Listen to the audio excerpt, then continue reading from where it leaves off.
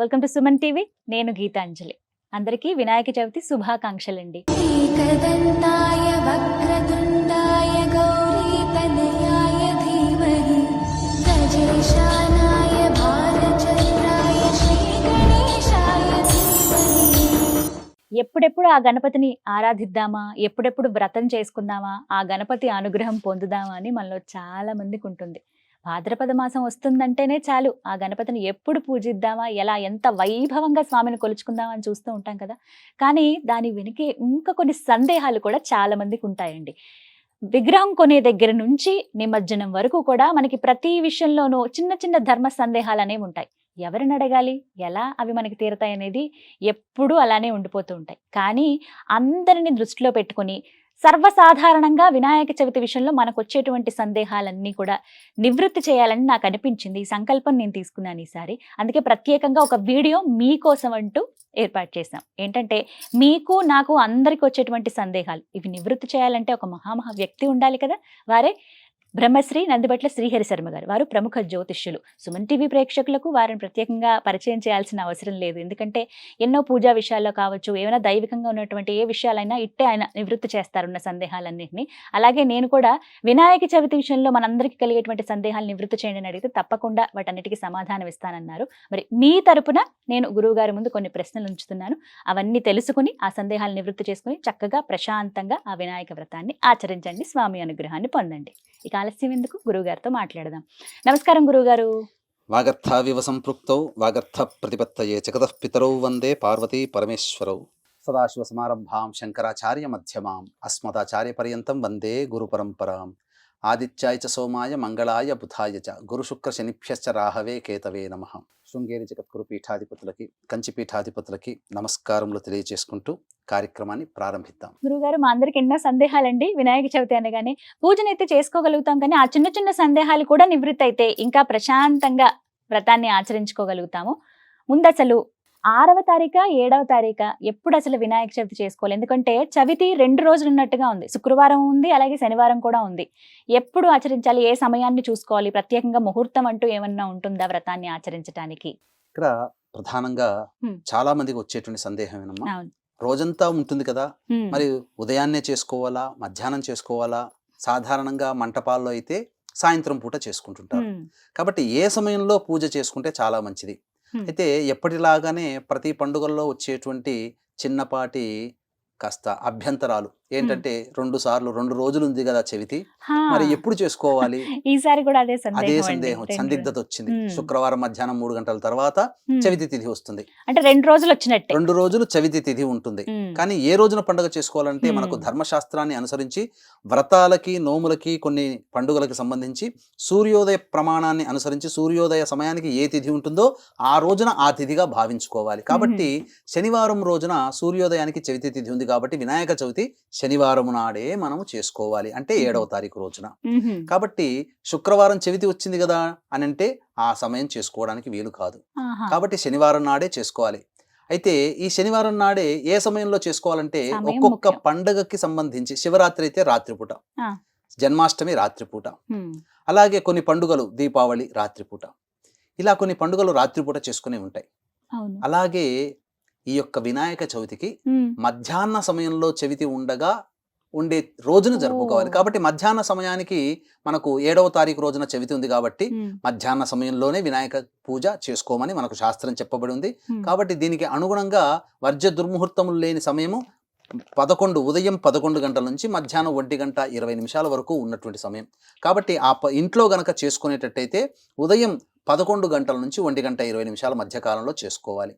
ఇక చాలా మంది మంటపాలు పొద్దున పూట వెళ్ళి మంటపాల్లో అన్ని కూడా సాయంత్రం సంభారాలని చేసుకొని ఆ యొక్క వీధులలో ఉండేటువంటి మంటపాల్లో వినాయకుని పూజ జరుపుకుంటారు.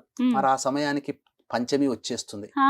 మరి చవితి పూజ విధానంగా చేసుకోవాలి కదా అని అన్నప్పుడు సంకల్పంలో పంచమీయుక్త చతుర్థ్యాం తిథౌ అని సంకల్పంలో చెప్పుకొని ఆ విధంగా సాయంత్రం పూట అసలు చేసుకోకూడదు వాస్తవానికి వినాయకుడి పూజ. మంటపాలు పెట్టుకున్న వాళ్ళు, ఇంట్లో పూజ చేసుకునే వాళ్ళు ఉదయం పూట చేసుకోండి, 11 నుంచి 1:20 మధ్యాహ్నం లోపల. తదనంతరం సాయంత్రం మళ్ళీ కూడాను పూజ చేసుకోవచ్చు, తప్పేమీ అలా. లేదు.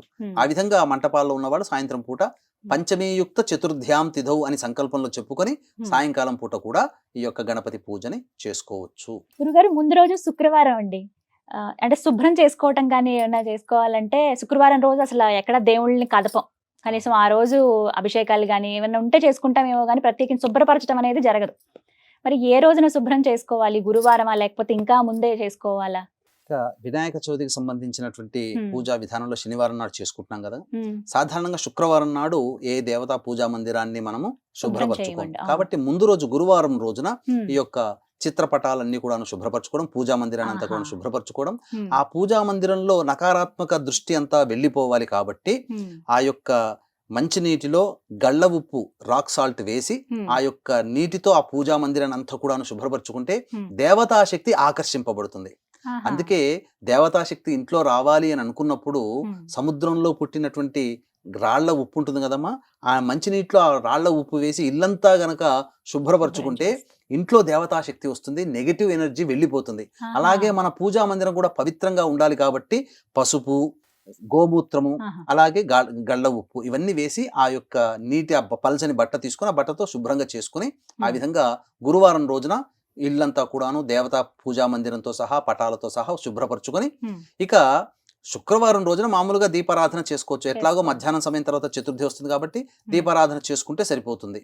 ఇక పూజా విధానం అంతా శనివారం నాడు మామూలుగానే వినాయకుని పూజ చేసుకోవచ్చు. వినాయక విగ్రహాన్ని ఎప్పుడు తెచ్చుకోవాలండి? ఏ రోజున? ముందు రోజా, ఇంకా ముందే తెచ్చుకోవాలా? ముందు రోజు చవితి ఘడియలు ఉన్నప్పుడు తెచ్చుకుంటే వినాయకుడికి సంబంధించినట్టు. ఎందుకంటే చవితి ఈసారి అదృష్టవశాత్తు శుక్రవారం నాడు కూడా ప్రవేశించింది కాబట్టి సాయంత్రం 5 గంటలకు వెళ్ళి సంధ్యా సమయంలో ఈ యొక్క సంబంధించినటువంటి వినాయకుడి మట్టి ప్రమితను తెచ్చుకొని పూజించుకోవచ్చమ్మా.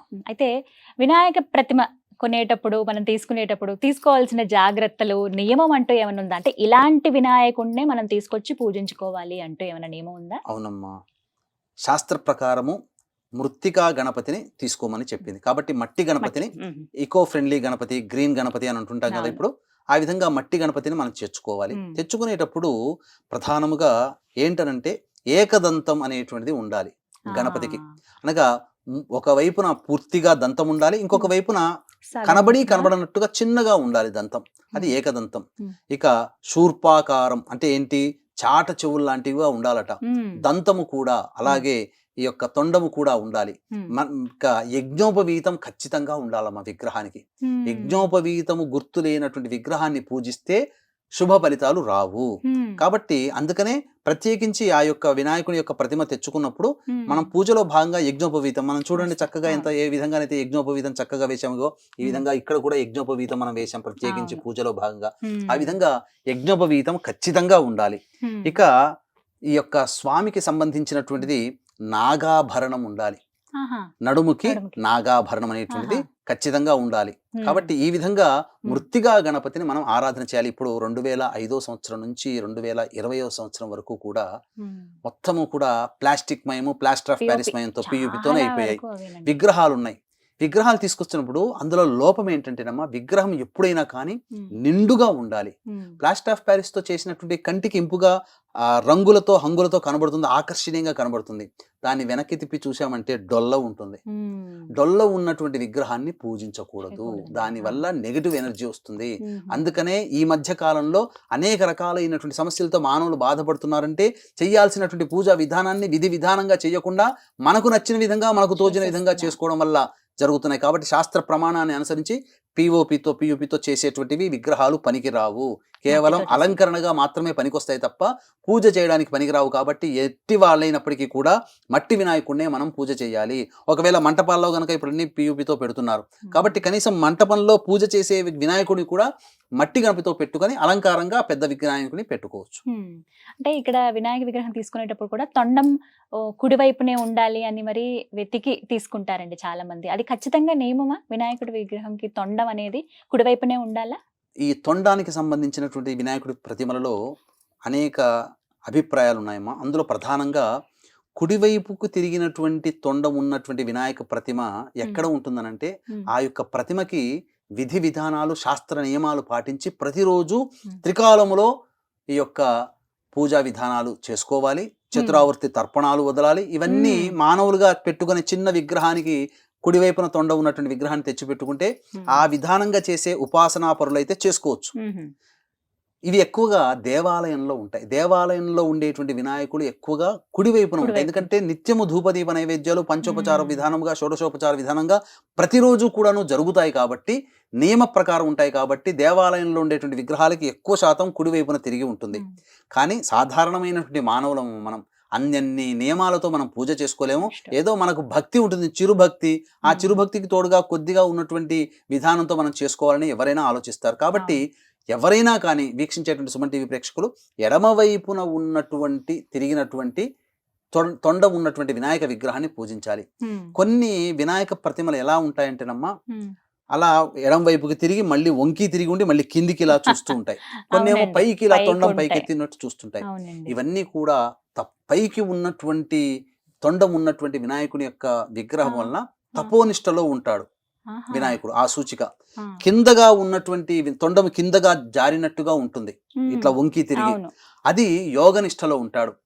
తపము చేసుకునేవాడిని, యోగ ధ్యానంలో ఉన్నవాడిని తట్టి లేపకూడదు కదా. మరి దేవత ఆ విధంగా యోగనిష్టలో తపోనిష్టలో ఉన్నప్పుడు మనం పూజ చేసి పిలిపించామంటే అతనికి యోగానికి తపోగానికి భంగం కలిగించిన వాళ్ళం అవుతాం. ఆ విధంగా దేవతాగ్రహానికి గురి అవుతాం. కాబట్టి తొండము పైకి ఉన్నటువంటి విగ్రహం కానీ, కిందకి ఇలా చూస్తున్నటువంటి అధోముఖంలో ఉన్నటువంటి విగ్రహం కానీ, తొండము ఉన్నటువంటి విగ్రహాన్ని తీసుకోకూడదు, పూజ చేయకూడదు. ఇది పూజనీయము కాదు. కేవలం సాధారణమైనటువంటి మనం పూజ చేసేటువంటిది తొండము ఎడమ వైపున తిరిగి ఉన్నటువంటి విధానంగా పూజ చేసుకోవాలమ్మా. అలాగే చాలా మందికి ఆనవాయితీ ఉంటుందండి, పాలవెల్లి కడుతూ ఉంటారు. పళ్ళు, అలాగే కొన్ని కూరగాయలు, అలాగే కొన్ని పుష్పాలు, ఇవన్నీ ఇలా వేలాడినట్టుగా పాలవెల్లి చక్కగా అలంకరిస్తారు. కొంతమంది వెండివి కూడా పెడుతూ ఉంటారు. అంటే పాలవెల్లి ఖచ్చితంగా వినాయక పూజ చేసుకునేటప్పుడు పెట్టాలా, నియమం అంటూ ఉందా? అలాగా పాలవెల్లికి అనేటువంటి ఒక సూచనమ్మ సృష్టికి అనేటువంటి సూచనగా భావించాలి మనం. ఎందుకనంటే సృష్టికర్త అయినటువంటి బ్రహ్మ సృష్టిని ప్రారంభించేసాడట తనకు తోచిన విధంగా. కానీ ఎంత ప్రయత్నం చేసినా సృష్టి కార్యం జరగట్లేదు. చివరికి ఆలోచించగా నేను గణపతి పూజ చేయకుండా నేను సృష్టిని ప్రారంభించాను కదా అని చెప్పి తప్పు తెలుసుకుని గణపతిని పూజించి అప్పుడు గణపతి యొక్క అనుగ్రహాన్ని పొందాడు. గణపతి అకార ఉకార మకార స్వరూపమైనటువంటి ఓంకార రూపంలో దర్శనమిచ్చి, గజముఖముతో దర్శనమిచ్చి సృష్టి కార్యం చేయడానికి అనుజ్ఞ ఇచ్చి నిర్విఘ్నంగా కొనసాగమని ఆశీర్వదించాడట. ఆ విధంగా సృష్టి ప్రారంభించాడు ఆ బ్రహ్మదేవుడు గణపతి యొక్క అనుగ్రహంతో. కాబట్టి సృష్టికి మూలము బ్రహ్మ అనుకుంటాము. ఆ బ్రహ్మ సృష్టి చేయడానికే కారణం ఈ యొక్క గణపతి అనుగ్రహం. కాబట్టి ఈ సృష్టి అనేటువంటిది కూడా 4 దిక్కుల్లో వ్యాపించి ఉంది. కాబట్టి ఈ 4 దిక్కులకి సూచికగా పాలవెల్లి కడతాం. చతురస్రాకారంగా ఉంటుంది. సృష్టిలో మనం ఏ వ్యక్తికైనప్పటికీ కూడా భుజించేటువంటి పదార్థములు ఆ సృష్టిలో మనకు ప్రధానం. మానవులుగా మనకు పండ్లు, కూరగాయలు, ఆకుకూరలు అన్ని ప్రధానమే కదా.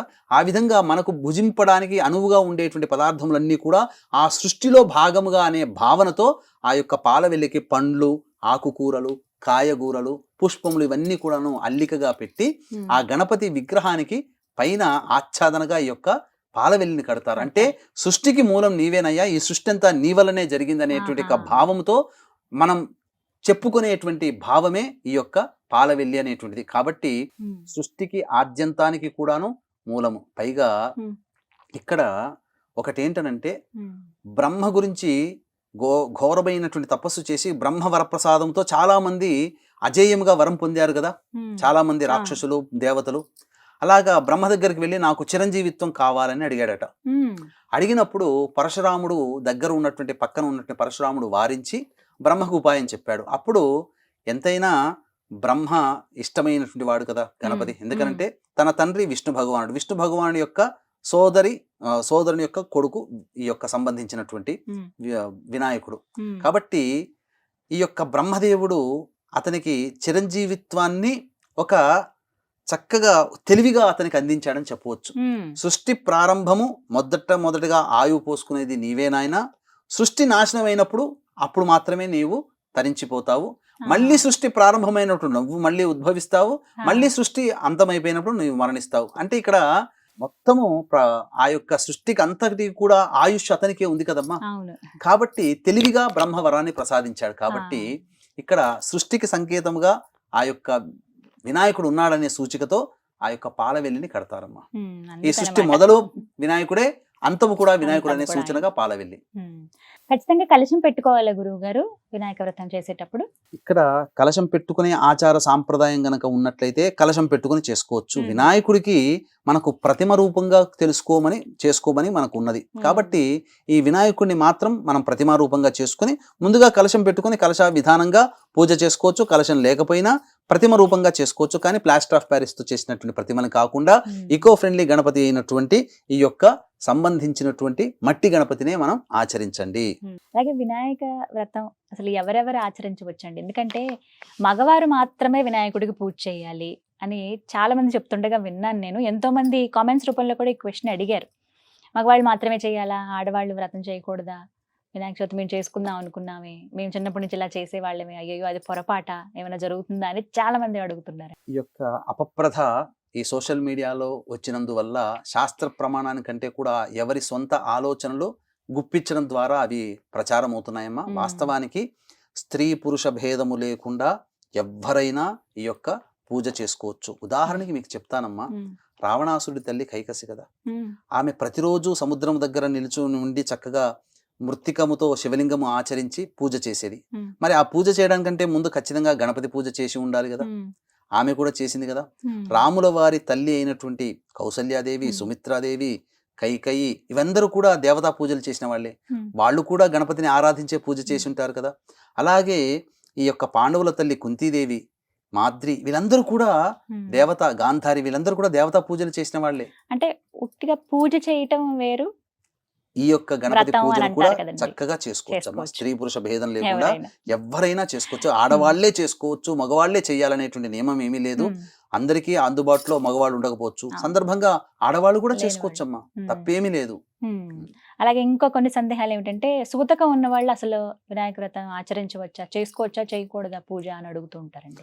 సూతకము, దీంట్లో సూతకం అనేటంటే సరికి ఒకప్పుడు ధర్మ ప్రకారము చక్కగా జరిగేది. ఏటి సూతకము అనేటువంటి వాళ్ళు అంటే తనని కన్ని పెంచినటువంటి తల్లిదండ్రులు చనిపోతే ఆ తల్లిదండ్రుల జ్ఞాపకార్థం వారిని తలుచుకుంటూ ఒక సంవత్సరం పాటైనా కానీ ఆ నియమాన్ని పాటించాలి. కాబట్టి కర్మ చేసినటువంటి కొడుకు మాత్రమే, ఆ కొడుకు కుటుంబము మాత్రమే ఈ యొక్క ఏటి సూతకంలో భాగమవుతారు. కాబట్టి అటువంటి కొడుకుల కుటుంబాలు మాత్రమే ఈ యొక్క పూజము, వ్రతములు, నోములు ఇవన్నీ కూడాను చేసుకోకూడదు. అందులో భాగంగా వరసిద్ధి వినాయక పూజ కూడా ఏటి సూతకంలో తండ్రి చనిపోయి సంవత్సరం కానటువంటి వాళ్ళు, పిల్లలు ఎవరు కూడా ఆ యొక్క పూజలు అనేటువంటివి చేయకూడదు. చాలా మంది ఏం చేస్తున్నారంటే తండ్రి చనిపోయిన తర్వాత తండ్రికి తోబుట్టువులైనటువంటి అన్నదమ్ములు, ఆ అన్నదమ్ముల కుటుంబంలో పిల్లలు కూడా పూజలు చేసుకోరు. ఇది ఎక్కడా శాస్త్రంలో చెప్పబడలేదు. తండ్రి చనిపోతే ఆ తండ్రికి పుట్టినటువంటి కొడుకులు మాత్రమే ఆ యొక్క ఏటి సూతకంలో భాగస్థులు అవుతారని చెప్పవచ్చు. అంటే మండపాల దగ్గరికి వెళ్ళొచ్చా అండి, వినాయకుడిని చూడడానికి వెళ్ళొచ్చా? వినాయకుడిని చూడడానికి ఏటి సూతకంలో ఉన్న వాళ్ళు వెళ్ళొచ్చు, తప్పు లేదు. దూరం నుంచి చక్కగా చూడవచ్చు. అందులో ఏదైనా పూజలో భాగంగా చేసుకోవాలని మనసున్నా ఆ యొక్క పూజలో భాగంగా సహాయ సహకారాలు అందించవచ్చు. గర్భిణీలు వినాయకుడి పూజ చేయొచ్చా అండి? గర్భిణీలకు సంబంధించి చూసుకున్నట్లయితే కొన్ని మత గ్రంథాల ప్రకారం 5వ నెల పడగానే గర్భిణీ సూతకం, పురిటి సూతకం ప్రారంభమవుతుంది. కొన్ని మత గ్రంథాల ప్రకారం అనగా ధర్మ గ్రంథాలు, మత గ్రంథాలను కంటే ధర్మ గ్రంథాలను సబబు. కొన్ని ధర్మ గ్రంథాల ప్రకారం 7వ నెల పడిన తర్వాత పురిటి సూతకం ప్రారంభమవుతుంది. కాబట్టి ఏదైనా కానీ యుక్తాయుక్త విచక్షణ వారి యొక్క ఆచారాన్ని బట్టి 5వ నెల పడినటువంటి వాళ్ళైనా 7వ నెల పడినటువంటి వాళ్ళైనా కానీ ఈ యొక్క గర్భిణీ స్త్రీలు పూజకి పనికిరారు. కాబట్టి పక్కన తన భర్తని కూర్చోబెట్టైనా, పిల్లల్ని కూర్చోబెట్టైనా ఈ యొక్క వినాయకుని పూజ చేయించుకోవచ్చమ్మా, దూరం నుంచి చూడవచ్చు. అలాగే వితంతువులు అసలు వినాయకుడి పూజ చేసుకోవచ్చా? అంటే వీరికంటూ ప్రత్యేకంగా ఈ విధంగానే వీరు చేసుకోవాలి అంటే ఏమైనా నియమం ఉందంటారా? ఇక్కడ ఈ యొక్క వినాయకుని, వరసిద్ధి వినాయకుని పూజకి మాత్రము ఎవరికి కూడా వీళ్ళే చేసుకోవాలని కొంతమందికి ఎగ్జామ్షన్, కొంతమందికి లేదమ్మా. వితంతువులు కూడా చేసుకోవచ్చు ఆ వినాయకుని యొక్క అనుగ్రహం. ఎందుకనంటే పూర్వకాలం నుంచి ఈనాటి కాలం వరకు కూడా ప్రతి మనిషి ఏదో ఒక పనిలో నిమగ్నం అవుతాడు కదా, ఏదో ఒక పని చేస్తాడు కదా. ఆ పని చేసేటువంటి క్రమంలో వినాయకుని యొక్క అనుగ్రహం ఖచ్చితంగా పొంది తీరాల్సిందే. కాబట్టి ఆ వినాయకుని పూజలో వితంతువుల, పెళ్లి కాని వాళ్ళ, పెళ్ళైన వాళ్ళ, Hmm. సంతానం ఉన్నవాళ్ళ, సంతానం లేని వాళ్ళ, Hmm. ఇలా అంటూ భేదం ఏమీ ఏమీ లేదమ్మా. ఉండదండి. సర్వమానవులు కూడా, జ్ఞానం వచ్చినటువంటి ప్రతి మానవుడు కూడా ఈ యొక్క వరసిద్ధి వినాయకుని పూజ వినాయక చవితి రోజున చేసుకోవచ్చు. ఆ రోజున ప్రత్యేకంగా అంటే ఎలాంటి నియమం అంటూ అయితే ఏం లేదు, ఏం లేదు. అందరూ అందరూ ఆచరించుకోవచ్చు అంటారు. ఆచరించదగినటువంటి పూజ. అన్ని ఏర్పాట్లు పూర్తి చేసుకున్నా కొన్ని ఆటంకాలు ఏర్పడుతూ ఉంటాయండి మహిళలకి ప్రత్యేకించి. చిన్నపిల్ల అయితే గనుక వాళ్ళు రజస్వలు అవటం కానీ, బహిష్టులు రావటం కానీ, అంటే ఏర్పాట్లన్నీ చేసేసుకుని మరి కాసేపట్లో పూజ చేసుకుంటాం అనగా ఏమన్నా అడ్డంకులు వస్తే గనక అప్పుడు ఎలా అసలు మరి? ఇది చాలా మందికి వచ్చేటువంటి సందేహమేనమ్మా. ఆ, ఇది ఎందుకంటే ప్రకృతి ప్రసాదమైనటువంటిది. ఉమ్, అంటే మనం పిలిస్తే వచ్చేది కాదు, పొమ్మంటే అవును. పోయేది కాదు. కాబట్టి ఈ యొక్క అన్ని ఏర్పాట్లు చేసుకున్నటువంటి స్త్రీలు చక్కగా ఆనందంగా చేసుకునే సమయానికి ప్రకృతి పరంగా ఏదైనా అడ్డంకి వచ్చినప్పుడు ఉమ్, ఆ యొక్క పూజా స్థలానికి దూరంగా ఉండడమే మేలు. ఉమ్, ఆ యొక్క పూజ జరుగుతున్నన్ని రోజులు ఏ విధంగా కూడాను ఇంట్లో ఎటువంటి వస్తువుల్ని తాకకూడదమ్మా. ఉమ్, ఇంట్లో అటు ఇటు తిరగకూడదు, అసలు పూజా మందిరానికి దగ్గరలో ఉండకూడదు. ఈ నియమాన్ని పాటించగలిగితేనే ఇంట్లో పూజ చేసుకోండి బహిష్టు అయినటువంటి వాళ్ళు. ఉమ్, ఇవన్నీ మేము పాటించలేమండి, మేము ప్రతి నెల కలుపుకుంటాం కదా, అసలైతే శాస్త్ర ప్రకారం కలుపుకోకూడదు. ఉమ్, ఆ రజస్వలైనటువంటి స్త్రీలు ప్రతి నెల ధర్మ ప్రకారము ఉమ్, ఆ యొక్క 3 రోజుల పాటు ఏ విధంగానూ ఇంట్లో తిరగకూడదు. అంటే తిరగకూడదు ఇన్ ద సెన్స్ ఉమ్, ఎటువంటి వస్తువుల్ని పూజ ముట్టుకోకూడదు. దాంట్లో 4వ రోజు ఇల్లు శుభ్రం చేసుకోవడానికి పనికొస్తుంది. ఉమ్, 5వ రోజు నుంచి దేవతా పూజా కార్యక్రమాలు చేసుకోవడానికి ఉమ్. ఆమె పనికి వస్తుందమ్మా. అయితే శ్రావణ మాసంలో అయితే శ్రావణ శుక్రవారం వ్రతం అండి. మొదటి శుక్రవారం కాకపోతే రెండో వారం అవ్వకపోతే 3వ వారమో 4వ వారమో ఇలా అవకాశం ఉంటుంది. వినాయక చవితికి ఆ పూజకి ప్రత్యేకించి ఇలా ఏమైనా అవకాశం ఉందా? ఒకవేళ ఇప్పుడు పూజ చేసుకోలేకపోతే గనక 7వ తారీఖున వచ్చేటువంటి ఈ చవితి రోజున మళ్ళీ ఎప్పుడన్నా పూజను ఆచరించవచ్చా వ్రతాన్ని? దీనికి మనకు శాస్త్రాంతర్గతంగా దీనికి కూడా వెసులుబాటు ఉందమ్మా. ఉమ్, ఎందుకంటే ఒకప్పుడు పిల్ల పాపలతో కూర్చొని పూజ చేసుకునేవాళ్ళు. ఇంకా పైన వెళ్ళినట్లయితే ఉమ్, కుటుంబ సభ్యులందరూ కూడా మేనత్తలు, మేనమామలు, బాబాయిలు, అందరూ పిన్నమ్మలు, కూర్చునేవాళ్ళు. అందరూ పెదనాన్నలు, అందరూ ఆయమ్మలు, పెద్దమ్మలు అందరూ వచ్చి కుటుంబ సమేతంగా కూర్చొని అంగరంగ వైభవంగా ఈ యొక్క వినాయక చవితి పూజని చేసుకునేవాళ్ళు. ఉమ్, కాలక్రమేణా కుటుంబం వరకు వచ్చింది. ఇప్పుడు మ్మ్. న్యూక్లియర్ ఫ్యామిలీస్ అయిపోయాయి. ఇప్పుడు చాలా బిజీ స్కెడ్యూల్ అయిపోయింది. ఉమ్, అందరికీ ఏవేవో పనులు, ముందుగానే అవన్నీ కూడా పనులు ఎంగేజ్ అయిపోతుంటుంటారు. ఉమ్, కొంతమంది ఈ రకంగా ప్రకృతి పరంగా ఇబ్బంది వచ్చినటువంటి ఆడవాళ్ళు చేసుకోలేకపోతారు. బిజీ స్కెడ్యూల్లో ఉండి చేసుకోలేకపోతారు. అటువంటి వాళ్ళు ఏం చేయాలి అని అంటే, భాద్రపద మాసంలో వచ్చే సంకష్టహర చతుర్థి, పౌర్ణమి వెళ్ళిన తర్వాత వచ్చే చతుర్థి ఉంటుంది కదా, అవునండి, 4 ఆ రోజులు. సంకష్టహర చతుర్థి రోజున ఆ. వినాయకుని పూజ వినాయక చవితి రోజున ఏ విధంగా ఓ. చేసుకుంటామో అదే విధానంతో గనక ఆ పూజ చేసుకుంటే వినాయక చవితి రోజున చేసినటువంటి పూజా విధానము మనం మ్మ్. ఫలితాన్ని మనం పొందుతాము. ఆహా, ఆ రోజున చేసుకోవచ్చా అండి? అవునమ్మా. ఇబ్బంది లేదు. చాలా మందికి ఏదో ఒక అంటే అయ్యో అడ్డంకి వచ్చింది, ఎలాగా ఈ సంవత్సరం ఇంకా చేసుకోలేమేమో అని బాధపడిపోతూ ఉంటారు. వాళ్ళకి చక్కగా పౌర్ణమి తర్వాత వచ్చేటువంటి సంకష్టహర చతుర్థి. చతుర్థి ఆ రోజున వ్రతాన్ని చేసుకోవచ్చు అంటారు. అలాగే వినాయక వ్రతం అని అనగానే అందరికి గుర్తొచ్చేది పత్రులు. ప్రధానంగా ఏ రకమైన పత్రితో పూజ చేయాలి? ఎందుకంటేనండి ఊర్లల్లో అంటే రకరకాల పత్రులు అందుబాటులో ఉంటాయి. ఇది వరకు రోజుల్లో బాగా ఉండేవి.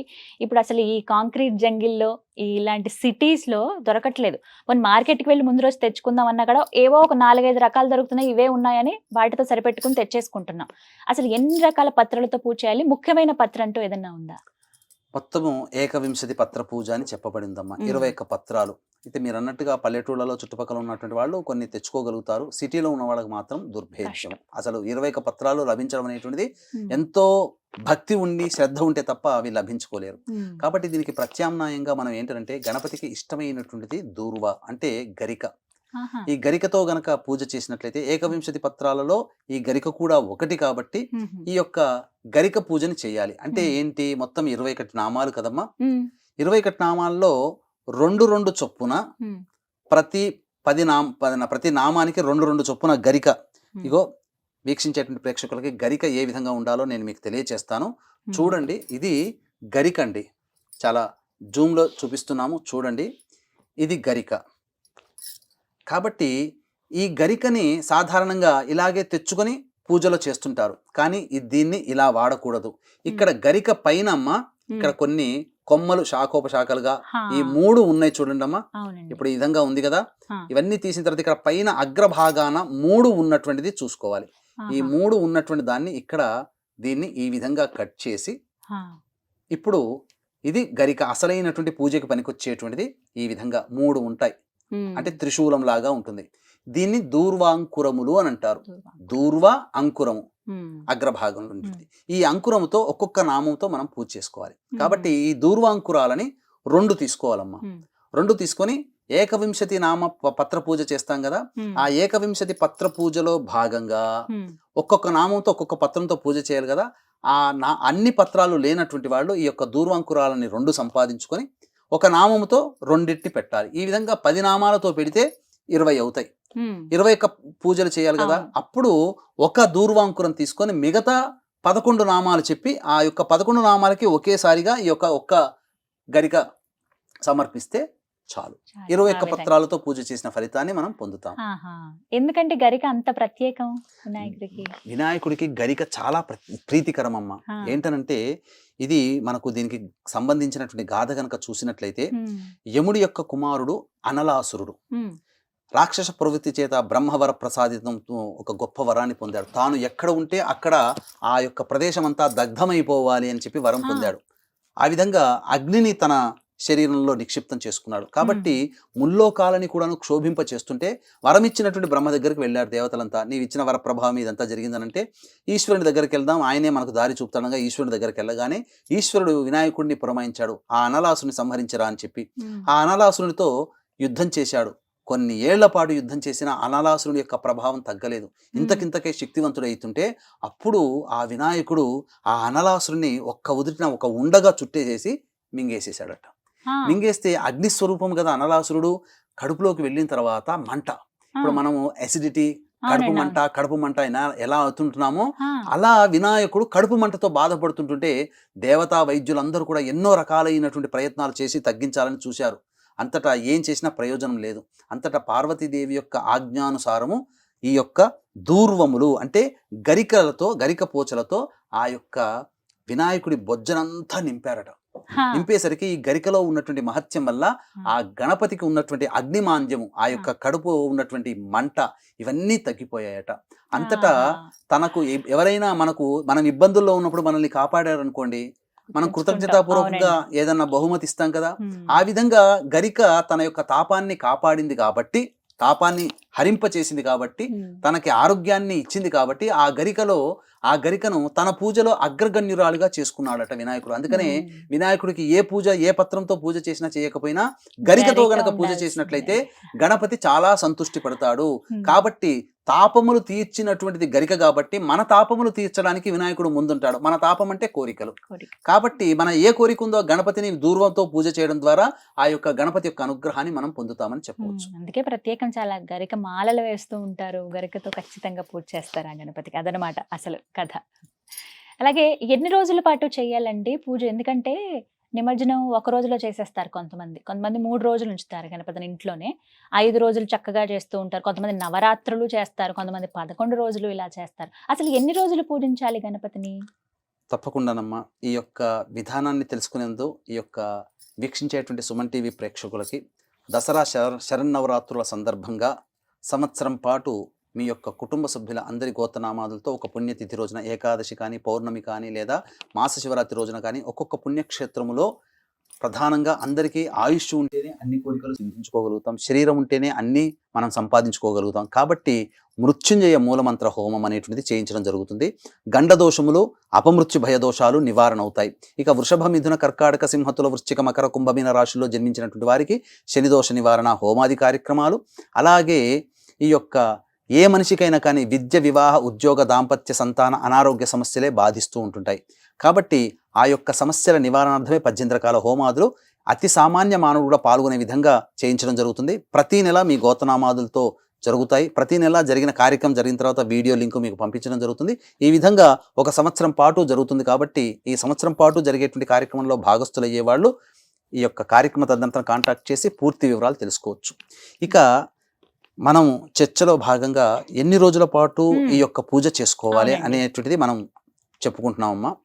ప్రధానంగా నవరాత్రి విధానంగా పూజ చేసుకోవాలని చెప్పి మనకు శాస్త్ర ప్రమాణం ఏదైనప్పటికీ కూడా నవరాత్రులు, వసంత నవరాత్రులు, దుర్గా నవరాత్రులు, శ్యామ నవరాత్రులు, వారాహి నవరాత్రులు, అలాగే 9 రాత్రులు కూడా గణపతిని పూజించే విధానంగా ఉంది. 9 రోజులు చేసుకోవచ్చు. లేని వాళ్ళు 7 రోజులు, లేని వాళ్ళు 5 రోజులు, ఇంకా లేని వాళ్ళు 3 రోజులు. కనీసము భక్తి శ్రద్ధ ఉన్నటువంటి వాళ్ళు ఒక్క రోజున ఆ వినాయక చవితి రోజునైనా కానీ పూజ చేసుకుని ఆ వినాయకుడిని నిమజ్జనం చేయవచ్చు. ఈ విధంగా అంటే వారి శక్తి కొలది ఎప్పుడైనా పర్వాలేదు. శక్తి, భక్తి, శ్రద్ధ ఈ 3 ఉండాలి. అంటే ఇప్పుడు 7వ తారీఖునండి, ఆ రోజు మధ్యాహ్నానికల్లా పూజ అయిపోతుంది సుమారుగా. ఇక సాయంత్రం ఆ రోజున కదిపేయచ్చా గణపతిని, ఒకవేళ ఒక్క రోజే ఉంచుదాం అనుకునే వాళ్ళైతే? పూజ అయిపోయిన తర్వాతనే వెంబడే ఉత్తిష్ట చెప్పేయచ్చమ్మా. సాయంత్రం వరకు చూడాల్సిన పని లేదు. పూజ చేసుకున్న తర్వాత ఒక్కరోజు కనుక పూజ చేసుకునే వాళ్ళు ఆ పూజ చేసుకోగానే ధూపదీప నైవేద్యాలు అన్ని కూడాను పునః పూజ అవన్నీ చేసిన తర్వాత మళ్ళీ గణపతికి నిమంత్రణ మంత్రం చెప్పి గణపతిని ఉద్వాసన చేయొచ్చు. ఆ రోజునే లేకపోతే అంటే అలా చెప్పేసిన తర్వాత మండపాల్లో తీసుకెళ్లి పెట్టేస్తారండి, అలా పెట్టేయచ్చమ్మా. అలాగే ఆ రోజున పొరపాటున చందమామను చూస్తే పరిస్థితి ఏంటండి, ఏం చెయ్యాలి అసలు? ఇక్కడ ప్రధానంగా చందమామని చూసేటువంటి ఈ యొక్క విధానం కేవలం ఒక్క గణపతికి మాత్రమే ఉందమ్మా. కాబట్టి ఇక్కడ వీక్షించేటువంటి ప్రేక్షకులు గమనించాల్సిన అంశం ఏంటంటే, చవితి తిథి 2 రోజులు వచ్చింది. మరి మొదటి రోజు శుక్రవారం నాడు చూడకూడదా, శనివారం నాడు చూడకూడదా అని అంటుంటారు. చాలా మందికి ఉండేటువంటి తెలిసి అయితే ఎలాగో చూడము, వ్రతాన్ని ఆచరించుకుంటే వెంటనే అక్షంతలు వేసుకో. అసలు ఎంత భయం అంటే నీలాపనిందాలు పాలైపోతామేమో అని భయపడతాం. శ్రీకృష్ణుల వారికే తప్పలేదమ్మా, మనం ఎంతటి వాళ్ళం. మరి ఎలా అండి, మీరు అన్నది నాకు ఇప్పుడు గుర్తొచ్చింది, నిజమే కదా, ముందు రోజు కూడా చవితి. కాబట్టి వీక్షించేటువంటి ప్రేక్షకులు పోయిందేమీ లేదండి. శుక్రవారం రోజున కూడా చూడకూడదు ఆ యొక్క చంద్ర భగవాను. శనివారం నాడు కూడా చూడకూడదు. 2 రోజుల పాటు చంద్రుని చూడకూడదు. ఇదేంటండి, ఒక్క రోజే కదా మనకు శాస్త్రం చెప్పబడి ఉంది, మీరేంటి 2 రోజులు అంటున్నారు అని అంటే, పార్వతీదేవి శాపం ఇచ్చినటువంటి సమయానికి చవితి రోజున నా కొడుకు ఈ పట్టాభిషిక్తుడు అవుతున్నాడో ఆ చవితి రోజున హేళన చేసి నా కొడుకు మరణానికి కారణమయ్యావు కాబట్టి ఆ చవితి నిన్ను చూసిన వాళ్ళందరూ కూడా నీలాపనిందలు పడతారు అని చెప్పి శాపం ఇవ్వడంతో ప్రపంచమంతా అట్టుడికిపోయింది కదా. ఎవరు చంద్రుని చూడట్లేరు, ఓషధులు కూడా మొలకెత్తట్లేవు. ఆ విధంగా దేవతలందరూ వెళ్ళి అమ్మవారిని శాంతింపచేయగా, ఏ పుట్టినరోజునైతే నువ్వు నవ్వి నా కొడుకు మరణానికి కారణం అయ్యావో ఆ రోజున నిన్ను చూసిన వాళ్ళకి మాత్రమే నీలాపనిందలు కలుగుతాయని చెప్పింది. పార్వతీదేవి యొక్క అమ్మ వచనం ప్రకారము చతుర్థి తిథి రోజున నిన్ను చూసిన వాళ్ళకి అని చెప్పింది. మరి చతుర్థి తిథి శుక్రవారం మధ్యాహ్నం 3 గంటలకు ప్రవేశం చేస్తుంది కదా. మరి అప్పుడు శుక్రవారం రాత్రి కూడా చంద్రుడు చతుర్థిలోనే ఉంటాడు, చతుర్థి తిథిలోనే ఉంటాడు. అలాగే శనివారం ఎలాగో వినాయక చవితి, కాబట్టి శుక్ర శనివారాలు 2 రోజులు చూడకుండా ఉండడమే మేలు, ప్రాశస్త్యము, విధానము కూడా అదే అని చెప్పవచ్చు. ఇక పొరపాటున గనక ఎవరైనా చంద్రుని చూస్తే తప్పదు, నీలాపనిందలు మోయక తప్పదు.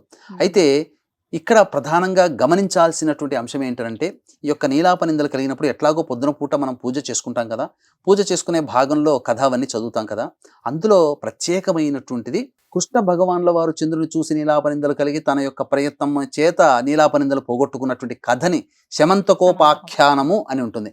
ఆ యొక్క శమంతకోపాఖ్యానము కథని గనక చక్కగా ప్రశాంతముగా భక్తితో చదివి ఆ యొక్క గణపతి దగ్గర పూజ చేసినటువంటి అక్షితలు మిగిలి ఉంటాయి కదా, ఆ గణపతి పాదాల దగ్గర ఉన్నటువంటి అక్షితల్ని శిరస్సున జల్లుకొని ముమ్మార్లు కూడా ఆ యొక్క గణపతికి నమస్కారం చేసి నీలాపనిందల నుంచి నన్ను తొలగించు స్వామి అని చెప్పి ఒక 11 గుంజీళ్లు తీస్తే చాలమ్మా. తప్పకుండా గణపతి మనకు వచ్చేటువంటి ఆపదల్ని కూడాను కాచుకొని కూర్చుంటాడు, ఆపదల నుంచి మనల్ని గట్టెక్కిస్తాడని చెప్పవచ్చు. వినాయకుడి పూజలో తులసి పత్రాన్ని అస్సలు వినియోగించరు, అసలు తులసితో వినాయకుడికి పూజ చేయొద్దు, అసలు మీరు ఒకవేళ పత్రాలు అవి తీసుకొచ్చేటప్పుడు తులసి మాత్రం తీసుకురాకండి అని చెప్తూ ఉంటారండి. ఎందుకని, ఏమైనా కారణం ఉందా? కారణం ఉందమ్మా.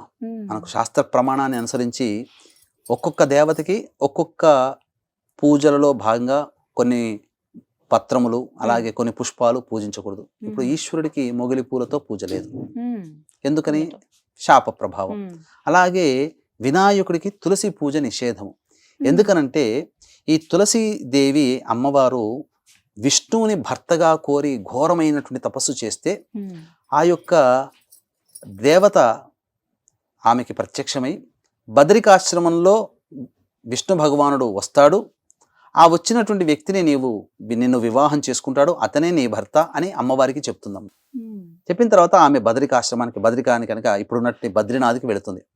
అంతటా ఈ యొక్క పట్టాభిషిక్తుడైనటువంటి గణపతి యవ్వనంలో ఉన్నాడు కదా, చక్కగా గంధ పుష్పాదులన్నీ ధరించి అదే సమయానికి గంగా నదీ తీరంలో విహరిస్తున్నాడు. ఆమె అనుకుంది విష్ణువే ఇతనేమో అని భ్రమతో ఆ యొక్క వినాయకుడు వెంటపడి నన్ను చేసుకో అని అంటుంటే వినాయకుడు దివ్య దృష్టితో చూస్తాడు. తులసి ఎవరో కాదు, నా యొక్క పెద్ద తల్లి, అంటే విష్ణు భగవాన్ యొక్క భార్య. కాబట్టి నీవు నేను నిన్ను వివాహం చేసుకోనమ్మా, తగదమ్మా, ఇది సంబంధం కాదమ్మా, నీవు తల్లి లాంటి దానివన్నా కూడా ఆ దేవత ప్రత్యక్షమే చెప్పింది, నన్ను పరీక్షిస్తున్నాడేమో, విష్ణువే పరీక్షిస్తున్నాడేమో భావన పెట్టుకొని పదే పదే అడగసాగిన తర్వాత అప్పుడు జరిగిందంతా కోపోద్రిక్తుడైనటువంటి ఆ వినాయకుడు కోపోద్రిక్తుడై, నీవు నాకు తల్లితో సమానము, నేను పార్వతీ తనయుని వినాయకుడిని, వద్దనకుండా నా వెంట పడుతున్నావు కాబట్టి నీవు భూలోకంలో వృక్షమై జన్మించుగాక అని చెప్పి శపిస్తాడు. శపించేసరికి ఆ తులసి మాత్రం ఆగుతుందా? నీకు కూడా నన్ను పెళ్లి చేసుకోమంటే నీవు అసలు విషయాన్ని దాచిపెట్టి నన్ను నా మీద ఆగ్రహంతో నన్ను శపిస్తావా? నీకు 2 పెళ్లిళ్ళు జరుగుగాక అని చెప్పి శపించింది. కాబట్టి ఇది సముచితమే అని చెప్పవచ్చు. ఆ విధంగా తులసి మాత భూలోకంలో తులసి వృక్షంగా జన్మించడం, ఆ యొక్క విష్ణువుని పూజలో ప్రతిరోజు విష్ణు యొక్క మెడలో తులసి మాల ఉంటుంది. ఎక్కడ వినాయకుడు, ఎక్కడ వెంకటేశ్వర స్వామి ఉన్నా, కృష్ణుడి యొక్క అవతారం అయినా, విష్ణు రూపమైనటువంటి ఏ రకమైనటువంటి అవతార మూర్తిలోనైనా ప్రధానంగా తులసి దళంతో పూజ చేస్తారు.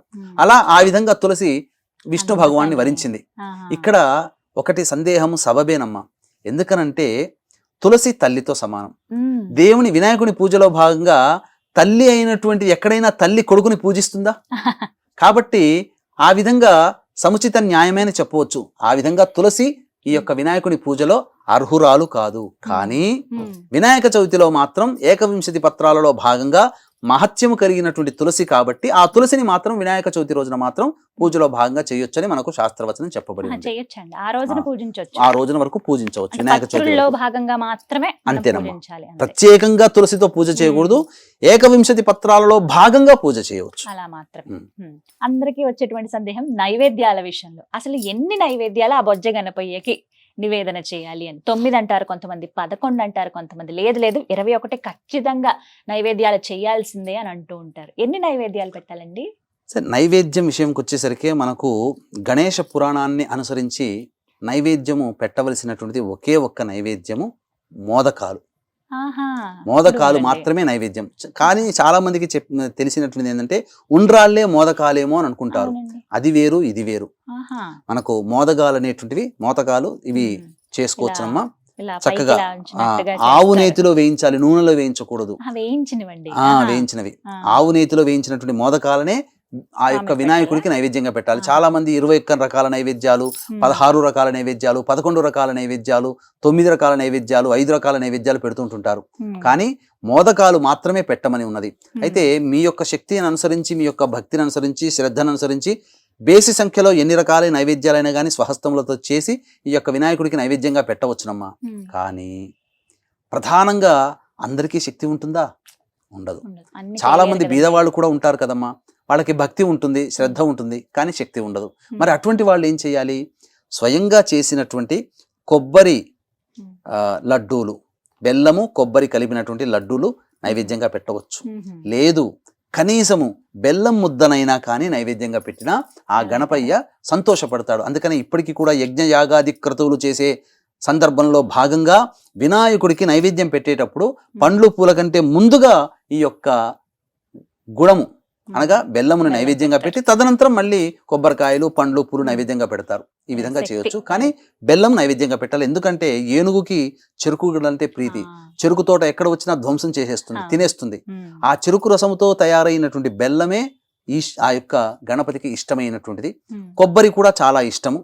కాబట్టి కొబ్బరితో చేసినటువంటి బెల్లము కలిపినటువంటి నైవేద్యం కూడా పెట్టవచ్చు. మోదకాలు మాత్రము ఖచ్చితంగా ప్రధానంగా పెడితే ఆ గణపతి యొక్క అనుగ్రహం కలుగుతుందని చెప్పవచ్చమ్మా. గురుగారు, ఒక మాట అడగాలండి. స్వయంగా ఇంద్రుడే వచ్చి భూలోకంలో ఉన్నటువంటి శ్వేత గణపతిని పూజిస్తారు, ప్రత్యేకించి వినాయక చవితి రోజున అని నేను విన్నాను. ఇది ఎంతవరకు వాస్తవం? శ్వేత గణపతి అంటే అసలు ఎలా ఉంటారు, ఎక్కడున్నారు ఈ భూప్రపంచంలో? ఇది మనకు సృష్టి ప్రారంభంలోనే మనకు తెలుసు కదప్పా.